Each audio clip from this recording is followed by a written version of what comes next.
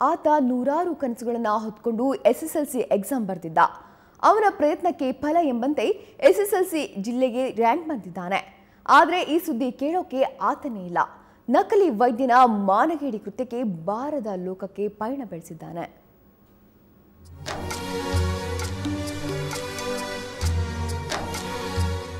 ಕೋಲಾರ ಜಿಲ್ಲೆಯ ಬಂಗಾರಪೇಟೆ ತಾಲೂಕಿನ ಅಭಿರಾಮ್ ಎಂಬ ವಿದ್ಯಾರ್ಥಿ ಎಸ್ಎಸ್ಎಲ್ಸಿ ಫಲಿತಾಂಶದಲ್ಲಿ ಜಿಲ್ಲೆಗೆ ರ್ಯಾಂಕ್ ಬಂದಿದ್ದಾನೆ.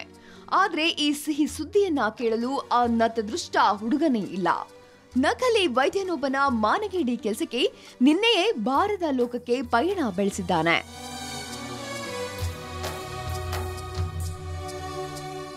ಹೌದು, ಒಡ್ಡಹಳ್ಳಿ ನಿವಾಸಿಯಾದ ಅಭಿರಾಮ್ ಕಿವಿ ನೋವಿಗೆ ಚಿಕಿತ್ಸೆ ಪಡೆಯಲು ಬಂಗಾರಪೇಟೆ ತಾಲೂಕಿನ ಬೇತಮಂಗಲದಲ್ಲಿರುವ ಶಾರದಾ ಕ್ಲಿನಿಕ್ಗೆ ಹೋಗಿದ್ದಾನೆ.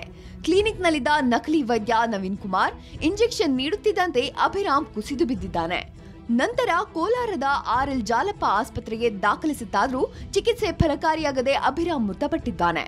ವೈದ್ಯನ ನಿರ್ಲಕ್ಷ್ಯದಿಂದಲೇ ತಮ್ಮ ಮಗ ಸಾವನ್ನಪ್ಪಿರುವುದಾಗಿ ಪೋಷಕರು ಆರೋಪ ಮಾಡಿದ್ದಾರೆ. ಈ ಕುರಿತು ಬೇತಮಂಗಲ ಠಾಣೆಯಲ್ಲಿ ಪ್ರಕರಣ ದಾಖಲಾಗಿದೆ. ನಮ್ಮ ಬಂಗಾರಪೇಟೆ ತಾಲೂಕದ ಎಲ್ಲ ವೈದ್ಯಾಧಿಕಾರಿಗಳ ಲಿಸ್ಟ್ ತಗೊಂಡ್ವಿ.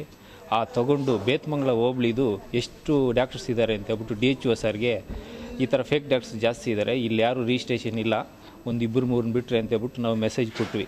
DHO ಸರ್ ಅವರು ಇವಾಗ ಬರ್ತೀವಿ ಅವಾಗ ಬರ್ತೀವಿ ಅಂತ ಬಂದೇ ಇಲ್ಲ. ಸುಮಾರು 2 ತಿಂಗಳಾಯ್ತು ನಾವು ಕೊಟ್ಟು. 2 ತಿಂಗಳಾದ್ರೂ ಅವ್ರು ಯಾವುದೇ ಕ್ರಮ ತಗೊಂಡಿಲ್ಲ. ನಮ್ಮ ಇಡೀ ರಮೇಶ್ ಕುಮಾರ್ ಅವರು ನಮ್ಮ ಜಿಲ್ಲೆಯವರಾದ್ರೂ ಸಹ ಈ ಜಿಲ್ಲೆಯಲ್ಲಿ ಇಂಥ ಡಾಕ್ಟರ್ಸ್ ನಕಲಿ ಡಾಕ್ಟರ್ಸ್ ಇದ್ರೂ ಸಹ ಇವ್ರು ಯಾಕೆ ಏನು ಕ್ರಮ ತಗೊತಾ ಇಲ್ಲ. 10ನೇ ತರಗತಿ ವಿದ್ಯಾರ್ಥಿ ಒಬ್ಬ ಸಾವನ್ನು ಅನುಭವಿಸಿದ್ದಾರೆ. ಇಂಥ ಪರಿಸ್ಥಿತಿ ಬಂದಿದ್ರೂ ಸಹ ಇವ್ರು ಏನು ಮಾಡ್ತಾ ಇದ್ದಾರೆ ಅಧಿಕಾರಿಗಳು. ರ್ಯಾಂಕ್ ಪಡೆದ ವಿದ್ಯಾರ್ಥಿಗಳ ಪೋಷಕರ ಸಂಭ್ರಮ ನೋಡಿ ಅಭಿರಾಮ್ ಪೋಷಕರು ಕಣ್ಣೀರು ಹಾಕ್ತಿದ್ದಾರೆ.